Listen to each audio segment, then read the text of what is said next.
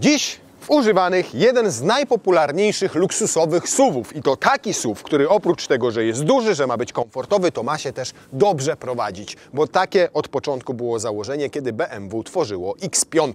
A my mamy dzisiaj X5 i to tą najświeższą, ale jeszcze przedliftową. 2019 rok, chyba z najpopularniejszym silnikiem, czyli 3.0 diesel.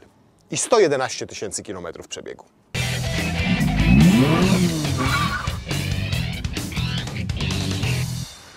Oznaczenie G05 i zastąpił F15 w roku 2018, a to jest rocznik 2019. 111 tysięcy kilometrów przebiegu, tak jak mówiłem, i 3.0 diesel. Moim skromnym zdaniem najbardziej optymalna jednostka do tego samochodu. Optymalna i chyba najlepsza i najbardziej popularna, jeżeli chodzi o tą budę.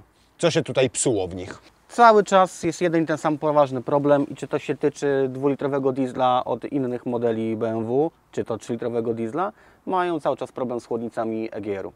I te samochody, jak wiadomo, potrafią się zapalić, tak? To jest no, jedna z większych wad. A nie było na to akcji serwisowej jest żadnej? akcja cały czas, także tutaj uczulam, że jeżeli ktoś posiada taki samochód, bądź ma zamiar sobie kupić takie auto, warto przedzwonić do ASO i oni po prostu w ramach gwarancji akcji fabrycznej wymieniają taką chłodniczkę. Bez względu na to, ile lat ma Bez auto. względu na to, ile lat ma, natomiast jest problem taki z dostępnością części i niestety klienci czekają dosyć długo. Miesiąc, półtora, dwa. Ten człowiek, który stoi z kamerą, jest tego najlepszym przykładem. Tak. No dobrze, a jakieś inne problemy mechaniczne, techniczne, Jeżeli- na coś koniecznie trzeba zwrócić uwagę? Nie, Przy tych jeżeli silnikach? chodzi o mechanikę, to jeżeli tak jak wcześniejsze wersje silnika, bo tu mamy przykład silnika już poprawionego, czyli B57, tak? Wcześniejsze silniki N57 i N47, czyli dwulitrowy diesel, miały dużo więcej wad, natomiast te wady są tutaj już poprawione i te silniki się już po prostu coraz mniej psują. Bardziej tutaj elektronika szwankuje, czyli monitorowanie silnika, monitorowanie AdBlue i takich innych rzeczy. Wiadomo oczywiście, że tutaj zrobić sobie rozrządzik, tak? Bo oczywiście BMK oczywiście nie mówi, prawda? Ale takie 180-160 tysięcy warto ten rozrząd zrobić.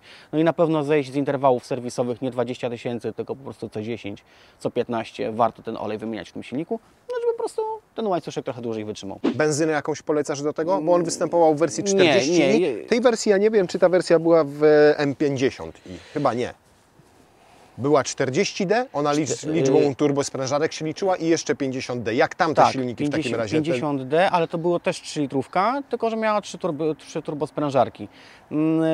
A jak one sobie radziły? Bo to już jest wyżyłowany silnik miałem mocny. sam taki przypadek, że te turbiny potrafią się uszkodzić.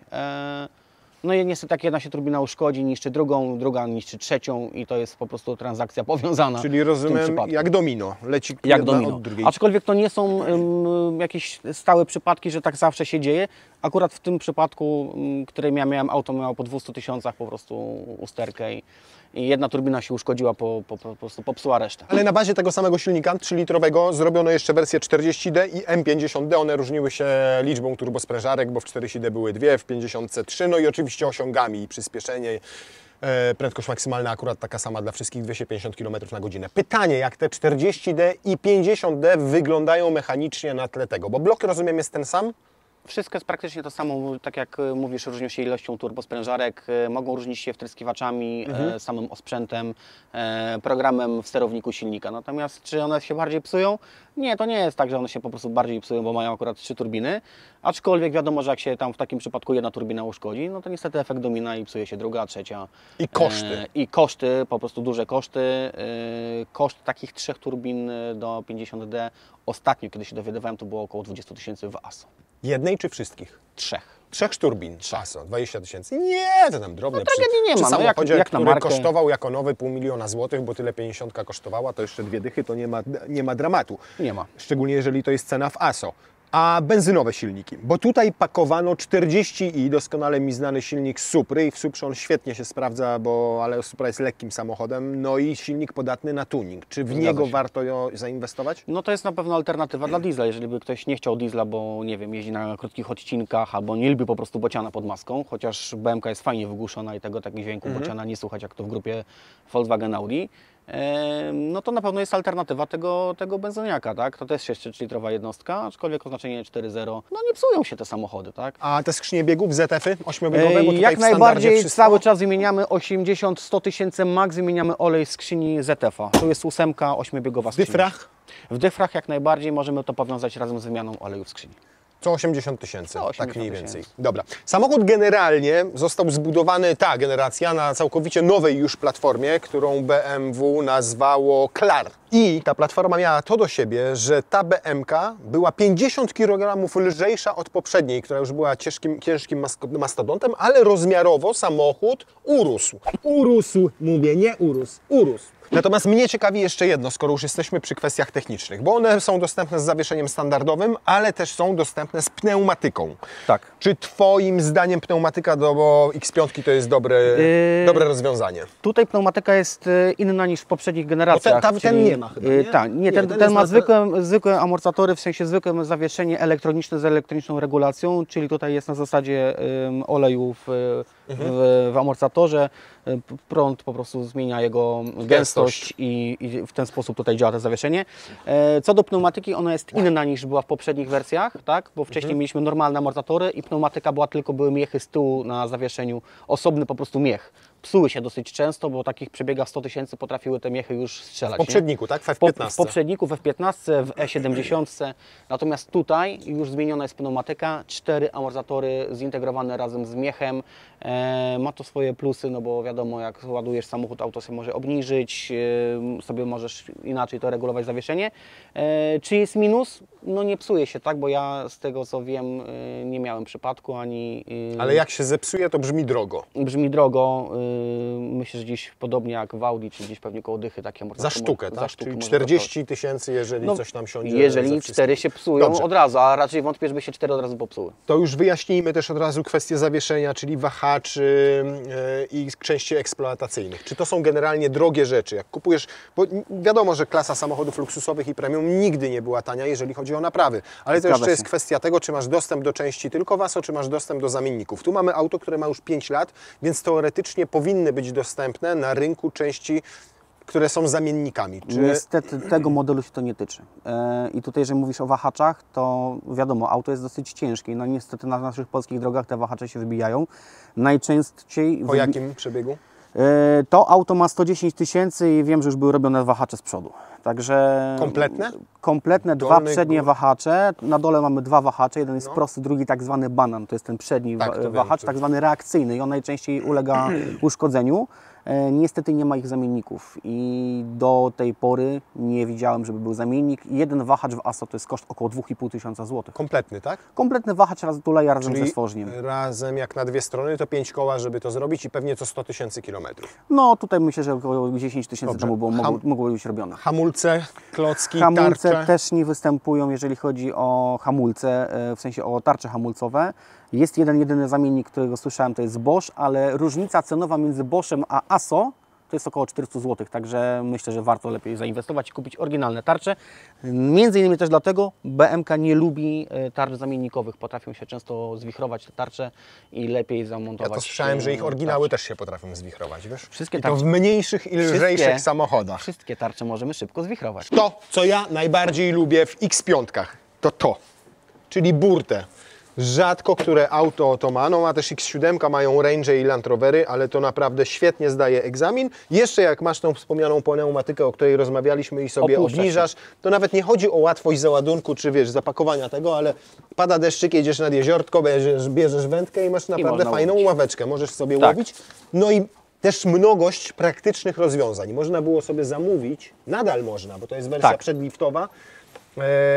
My będziemy już niedługo, za kilka tygodni będziemy testowali wersję poliftową i to w wersji X5M, natomiast to zobaczcie jaką ma funkcję. Ile to kosztowało? 7000 zł jakoś, nie? Chyba o tak. ile mi wiadomo. Fajna opcja, bo w tym momencie robi nam się płaska podłoga, nie mamy rolety i nie mamy problemu, co z nią zrobić. Nie, tak, a zazwyczaj wiesz, tam trzeba kombinować, gdzieś szukać miejsca na to. Natomiast zobaczcie już też tak ślady zużycia po 100 tysiącach kilometrów. No wiadomo, że te elementy, które są metalowe, są wyraźnie porysowane. Burta akurat, ten plastik na niej jak na swój przebieg i na swoje lata wygląda całkiem zdrowo i dobrze. Wszystkie te plastiki, które tutaj są też. Lubią się rysować przy załadunku, prawda? Jak coś wkładamy dosyć ciężkiego i to sobie położymy, no to niestety ten plastik się rysuje. A ten tak? wygląda całkiem A ten nieźle, może wygląda tutaj po prostu brudził, ale niczego nie woził, wiesz? Tutaj torba z Ikei wejdzie, jakieś graty, mamy jeszcze siatkę zabezpieczającą przestrzeń bagażową, oddzielającą od przestrzeni pasażerskiej, jak wieziemy jakieś większe przedmioty. Więc pod względem praktyczności to było super. Nawet zobaczcie, jest ta pokrywa bagażnika zrobiona na zawiasach, na teleskopach, żeby się sama tutaj utrzymywała. Według danych technicznych 650 litrów, ale nie wydaje mi się, żeby tutaj było tyle tej pojemności, chyba że razem z powierzchnią pod bagażnikiem, ze schowkiem i z podłokietnikiem. Dwie walizy jak zapakujemy, to wygląda to w ten sposób. Natomiast śmiało można je sobie ustawić w ten sposób w pionie. Natomiast roleta wtedy nam się nie zasunie, ale zostaje nam jeszcze miejsce. Zobacz, tam z tyłu na plecaki małe. Można śmiało dopakować. Jeszcze jedną przynajmniej taką walizkę, jak nie dwie. Więc możliwości załadunkowe bagażnika naprawdę petarda. Jak twoja krótka noga? Masz na miejsce? Ja mam bardzo wygodnie. Pochylone oparcie dobrze? Tak. Firanka w oknie. A ty jak? Dobrze wyposażona wersja. No X5 też zawsze słynęła z tego, że ma sporo tego miejsca z tyłu i faktycznie bez problemu mogę sobie włożyć stopy pod fotel. Masz opuszczony maksymalnie, czy jeszcze można go opuścić? A opuść go maksymalnie, to zobaczymy jak będzie. O, jedzie. Mogę nadal sobie wsunąć bez problemu, ale zmniejszyłeś mi miejsce na kolana. No bo on musisz się do przodu automatycznie przesunąć. dojechał do dołu, tak? Tak, żebyś miał miejsce. Dobra. No to u mnie już jest ciasno. U Ciebie już ciasno. No już tak, wiesz, u mnie odbijam kolanami w U mnie deskę. jest w miarę komfortowo, jest przyzwoicie, jeżeli chodzi o miejsce na nogi. Nad głową też, tutaj mamy wersję bez szklanego dachu, ale siedzi się po prostu wygodnie. Nie ma tutaj niestety regulowanego pochylenia oparcia, nie ma przesuwanej tylnej kanapy, to dopiero od X7, w X5 to nie występowało, ale była wersja 7-osobowa X5. Zgadza się. Są uchwyty ISOFIXy, sprytnie składają się zagłóweczki i to na przykład bardzo lubię, bo jak go złożycie w ten sposób, to się poprawia widoczność, a jak ktoś jedzie i siedzi, to ma go postawionego mały, filuterny i skromny, ale działa. Podłokietnik ze schoweczkiem, plastik, masz gumy. Będę Ci tak oddawał wszystko, co tutaj znajdziemy w tym aucie. Plasticzek, a ja będę uchwyty przykładał na kubki. Tutaj mamy jeszcze, jak tak złożymy, to tunel do przewozu na przykład nart, karnisza albo innych dłuższych przedmiotów, choćby kijów do golfa. Tapicerka, ta skórzana, no z tyłu wygląda jak Cię mogę jeszcze, ale teraz pokażę Wam z przodu i z przodu już nie jest jak Cię mogę. To jest skóra w samochodzie, który ma 100 tysięcy przebiegu. Popękana już, pomarszczona, wygnieciona, żeby nie było, to jeszcze jest individual. I zobacz, tutaj na przykład ona się nadaje do lakierowania. To nie jest brud, tylko to jest regularne wytarcie, regularne poniszczenie. Nawet popatrz, no ja rozumiem, tutaj no to musiało być czymś zaczepione, ale to w jaki jest wyślizgany już podłokietnik od trzymania łokcia. To nie ma struktury. Zobacz kierownicę, jak wygląda po 110 tysiącach. To powiem Ci, bierzmy pod uwagę, że to jest samochód klasy premium. Za pół bańki, tak. Za pół bańki. W mojej E64 kierownica, automat 22 lata, jest w lepszym stanie niż tutaj. I teraz ktoś, kto by chciał kupić taki samochód, spojrzy na kierownicę i powie, że ma licznik cofany. Tak, no mogłoby tak być. Bardzo zawsze lubiłem pracę 3-litrowych diesli BMW. Ona jest, wiesz co, no, te 2-litrowe mają taką tą pracę taką surową, taką siermiężną, słyszysz tam te klekoty, a tutaj on jest bardziej w charakterze takiego fajnego benzynowego silnika. Tak ładnie mruczy, Zgadza się. dostojnie. No i tu mamy sprawdzian zawieszenia. Jak ono się sprawuje po 111 tysiącach kilometrów. Tak do 60 na godzinę śmiało możesz tutaj. No wahacze wymienione, więc nic nie stuka. Zawieszenie było robione, ale jest cichutko, nie? No, a jeszcze pojedź trochę szybciej. To jest wersja ze standardowym zawieszeniem, a nie z pneumatyką, tak jak mówiliśmy. I dwie rzeczy. Po tych 100 tysiącach kilometrów, naprawdę, jeżeli wszystko było robione tutaj uczciwie w tym aucie, to ono jedzie jak nowe po tych wybojach, po tym wszystkim.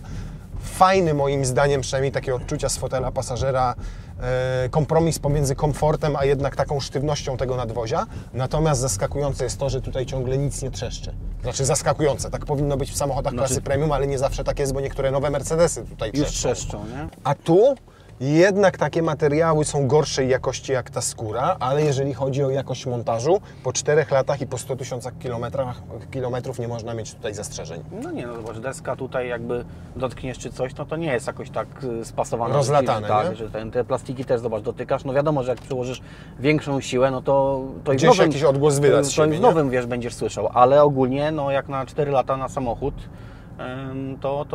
to nie widać. To jest jakiegoś, dobrze. nie? Dobrze. Mam też wrażenie, że jak jest na maksymalnie skręconych kołach i zaczynasz ruszać, to tak jakby coś na przedniej osi szarpało. Tak, tego nie zauważyłeś? Tak, więc to albo trzeba by zwrócić uwagę na stan bieżnika, na ogumienie, czy nie są przypadkiem opony powycierane, bo też to może być taki objaw, a jeżeli nie, no to już może coś się dziać z X-Drive'em. No właśnie. I czy to jest prawda? Bo też słyszałem różne teorie, że często to działanie X-Drive zależy mocno od stanu opon. To znaczy, jeżeli któreś są za bardzo zużyte, to należy pozamieniać je miejscami, bo może mieć to wpływ na działanie tego X-Drive. I jak najbardziej. Producent w ogóle sobie zastrzega o tym, że nie może być większej różnicy niż 1,5 mm bodajże między osią różnicy bieżnika. Poza tym BMK, jeżeli mamy X-Drive'a oczywiście, no to musimy oczywiście mieć ugumienie ramflatowe, które no nie jest tanie, prawda? Także o tym musimy pamiętać. Czyli co, zamieniać opony przód-tył? Pod Tak, warunkiem, że takie same rozmiary mamy, nie? pod warunkiem, zgadza się, że mamy te same rozmiary, no i wiadomo, kontrolować stan bieżnika, bo producent może odrzucić gwarancję, jeżeli będziemy mieli opony zużyte i wtedy zwali na to, że to jest nasza wina, że wtedy X-Drive nam się, że tak powiem, psuje, haczy, przycina, a to są już niestety No nie są tanie naprawdę, na pewno. drogie zabawy. Nowa taka wersja jak ta, no może 5,5 miliona nie kosztowała, bo to było 4 lata temu, czasy przed COVID-em jeszcze, więc nie było tego wzrostu cen samochodów takiego zauważalnego, spowodowanego zwiększonym popytem, Ale zmniejszoną bierz pod podażą. uwagę, że ten samochód jest bardzo dobrze wyposażony, Ja także wiem. on mógł Wiem. kosztować. Wentylowane fotele pod Harman Kardon, masaże w fotelach, indywidual tapicerka, fotel komfortowy. No jest doposażony, nawet ta roleta w bagażniku, która wyjeżdża i dodatkową kasę. W zasadzie nie ma tutaj tylko szklanego dachu. Nawet te multimedia, wszystkie już te najbardziej zaawansowane. Więc no dobra, obstawiajmy, że kosztował 450 000 powiedzmy, nie? No to teraz, po latach 4, takie egzemplarze, na przykład z 2019 roku, 96 000 przebiegu. 909 900 zł. Sprawdzony egzemplarz, w sensie polizingowy, tylko 40D. 310. Tak, ale jest też taki diesel sprzedawany przez BMW bezpośrednio, 2019 rok, 132 000 km przebiegu, 375 000 zł na fakturę. Prawie 400 000, 136 000 przebiegu. Czyli No chora cena. dużo nie stracił. No nie stracił, ale to jest chora cena. 376 000 zł. Są też oczywiście egzemplarze, nie wiemy tylko jakie mają pochodzenie, jaką mają przeszłość, bo to do końca nigdy nie jesteś w stanie zweryfikować. Za około 250, 260 do 300 000 zł. Z tego co widzę, to taki egzemplarz, tu w 2019 rok ktoś natłukł 236 000 kilometrów. 250 000 zł. To poproszę Cię, żebyś zresetował teraz komputer pokładowy. Przytrzymaj bycy, bo zobaczymy jakie ma spalanie około 120 na godzinę. Ale jedź 120 teraz, a nie 100. To teraz nie mogę, bo mi tutaj zobacz. Ale to jest nasz człowiek, on Cię wpuści. No i zobacz, 120, jak hałas. Nie ma hałasu. No. I mimo, że jedziemy wysokim samochodem, SUV-em, to przy prędkości 120, akurat teraz 6, nie ma tutaj jakiegoś świstów, gwizdów powietrza, ani jakichś takich zawirowań, nie? Znaczy generalnie odnoszę takie wrażenie, jakim jedziemy, że ten przebieg i te 4 lata nie odcisnęły żadnego piętna tak naprawdę na tym aucie jako całości w sensie mechanicznym. Odcisnęły to piętno niestety na materiałach, takich jak skórzana kierownica, jak te fotele, ale nadal dobrze się prowadzi, nadal jest w nim cicho, nadal nic tu nie stuka, to wszystko jest porządnie pomontowane, nic nie trzeszczy jak jechaliśmy po tych płytach, więc generalnie równie dobrze miało być tutaj napisane, że ma 5000 km przebiegu i byś był w stanie to uwierzyć, gdyby oczywiście nie te Zgadza wspomniane się. materiały. Gdyby BMK troszeczkę popracowała nad tymi materiałami, to myślę, że to by był bardzo przyjemny samochód. No niestety trochę to odraża, nie? Że ta kierownica taka wyślizgana, No to mnie... ta tapicerka taka na fotelu, no to słabo trochę wygląda, nie? W samochodzie klasy premium. Znaczy, oczywiście można to w każdej chwili zrobić, bo oddasz to do poważnego jakiegoś detailera, zainwestujesz trochę i to znowu będzie świeże, nowe i pachniało będzie nowością. Jak najbardziej, tylko znowu po 2, 3, 4 latach znowu Ci się to samo zrobi, także... O to chodzi. Tu wiesz, to nie chodzi o detailera, to chodzi po prostu o to, że to są słabe materiały. Proszę bardzo, średnie spalanie ze 120 km na godzinę, 7,7. A pewnie są i tacy, którzy będą potrafili wycisnąć z tego mniejszy wynik, lepszy wynik. Niższą wartość. O to mi chodzi. Tu możemy zjeżdżać. I sprawdzimy jeszcze jedno. Czy ten upływ czasu wpłynął jakoś na osiągi? Wiesz, ile ona do setki miała? To jest podstawowy diesel. Znaczy nie, podstawowy to był ten 25D, czyli 2-litrowy. Jego chyba nie polecamy, bo właśnie o nim jeszcze nic nie powiedzieliśmy. O 2-litrowym? No, bo ta X5 była też jako 25D sprzedawana, czyli 2-litrowy diesel, chyba z podwójnym turbo, jakoś około 250 koni mechanicznych. Ale Polecasz ten silnik? wiesz co, ogólnie jako silnik to nie jest zły, tylko nie wiem, czy to jest akurat dobry silnik do takiego samochodu, takiego gabarytu. No on miał tę zaletę, że był sporo tańszy, bo 4-cylindrowy, niższa akcyza. Tak. Więc różnica w cenie między 25D a 30D to nie było 10, 20 czy 30 tysięcy złotych, tylko powyżej 5 dych. Zgadza się. No, ale wiesz... a jak z jego awaryjnością, tym 25D, już abstrahując od tego, czy on się nadaje, czy nie, wiadomo, że gorsza kultura pracy, niższy moment obrotowy, mniejsza moc, no to gorsze osiągi i inne doznania z jazdy. Pytanie, jak z awaryjnością? Tak jak Ci powiedziałem na początku, jeżeli chodziło o te silniki diesla, no to BMK naprawdę nie ma aż tak złych tych silników, także no wiadomo, ten rozrząd to jest taka chyba jedna największa tutaj bolączka tego silnika, ale to jest tylko wszystko przez to, że są te interwały przeciągane, tak? No i chłodnica Egieru, czyli akcja fabryczna, trzeba to sobie sprawdzić. 25D też to dotyczyło, Wszystkie silniki diesla, generalnie 2-litrowe i 3-litrowe mają tą wadę. A, no i w końcu powiedziałem Ci, ile sekund do setki ma? Nie, 6,1. to zaraz sprawdzimy. 286 koni, 650 N. 6,1. Jest nas 3 chłopów teraz w aucie, więc nie wierzę w to, że taki wyciągniemy rezultat. Ale nawet jak to będzie 7 sekund z nami na pokładzie, to będzie to bardzo dobry wynik. Procedura startu. O!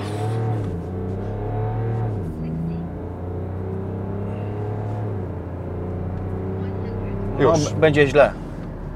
7,13, ale nie podoba mi się tutaj praca tej skrzyni do końca, szczerze Jakoś mówiąc. tak, kurczę... Znaczy one zawsze lekko podszarpują, ale ona do tego długo zmienia te biegi. No, 7,13. dziwnie. To No, ale myślałem, że będzie gorzej. Dobra.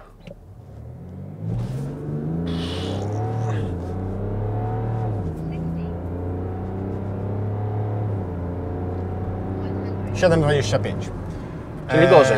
No ale ciut gorzej, no 1/10 sekundy to nie jest wielki problem. No to myślę, że samemu na pokładzie do tej 7. No myślę, że 6,5 jakbyś sam jechał, to Można by 6,5 było byłbyś w stanie rzeczywiście osiągnąć, nie? No dobrze, to tradycyjnie. 0 do 10 punktów. Ile dostaje X5 Twoim zdaniem? Jeżeli miałbym ją oceniać tak, jak oceniamy wszystkie samochody, no to ja bym jej tutaj dał grubą 9, jeżeli chodzi pod względem silnika, zawieszenia i zużycia tego samochodu. Natomiast na pewno bym dał, jeżeli chodziłoby o środek, to jakieś 2, bo to wygląda bardzo źle.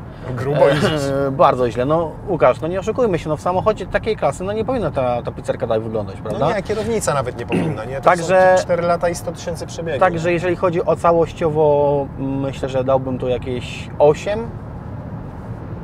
No i to fajnie, że też mamy tego diesla tutaj pod maską, który fajnie się tutaj spisuje. Tu się trochę z Tobą zgodzić muszę, jeżeli jest tak jak mówisz mechanicznie, że w tym aucie naprawdę niewiele się psuje. Jeżeli dbamy o takie elementy jak zawieszenie, żeby wymienić na czas wszystko, jeżeli dbamy o tą geometrię, jeżeli dbamy o stan opon, to faktycznie wygląda na to, że pod względem mechanicznym jest to samochód dopracowany i przez kilkaset tysięcy kilometrów nie powinno być poważniejszych napraw. O ile oczywiście, Zgadza nie się. wiem, nie mamy na przykład pneumatyki. Silnik uważam, że optymalny. Gdybym nie brał 30D, to bym pewnie wziął sobie 40i, czyli ten silny, słynny B58, który mam też u siebie w Suprze. Niemniej tam musimy się liczyć z wyższym spalaniem, Tak. ale z drugiej strony to auto spokojnie możesz zrobić na 450 koni mechanicznych, bez żadnych ingerencji w mechanikę silnika. Nawet nie będziesz musiał w tym 40i zamieniać katalizatora na sportowy, wycinać żadnych GPF-ów i tak dalej, bo te 400 będą do osiągnięcia, a masz wtedy naprawdę szybkie, fajne auto benzynowe, jeżeli nie lubisz choćby dźwięku diesla i nie liczysz się ze zużyciem paliwa. Niemniej uważam, że to jest optymalny motor definitywnie do tego samochodu. Więc za kwestie mechaniczne, kwestie techniczne, prowadzenia, ciszy w środku, komfortu, jaką daje Ci auto, jakości montażu tego środka, no to 9, zdecydowanie. Już niewiele lepiej można zrobić. Jeżeli chodzi o materiały, czyli ta skóra, te plastiki tutaj, no to może ja 2 bym nie dał, ale też jestem bardzo rozczarowany, szczególnie, że to nie jest zwykła skóra podstawowa, tylko jeszcze jest indywidual, która swoje na pewno kosztowała. Zgadza się. I no tak naprawdę Jestem ciekaw, jak byśmy może znaleźli taki egzemplarz, który ma 200 tysięcy, jak wygląda taka tapicerka. może lepiej nie szukajmy, też dla dobra naszego i dla dobra BMW.